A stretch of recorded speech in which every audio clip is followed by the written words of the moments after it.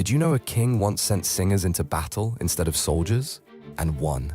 3 armies were marching toward Jehoshaphat's kingdom. He was outnumbered, outgunned, and out of options. So he called his people together and did something that made no military sense at all. He prayed.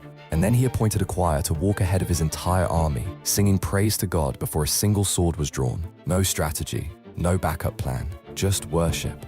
By the time the army reached the battlefield, their enemies had already turned on each other. Every last one of them was dead. All Jehoshaphat's men had to do was collect the abandoned wealth scattered across the valley. It took them 3 days just to carry it all home. Here is the real lesson. Some battles are not yours to fight. You keep exhausting yourself trying to fix things that only God can move.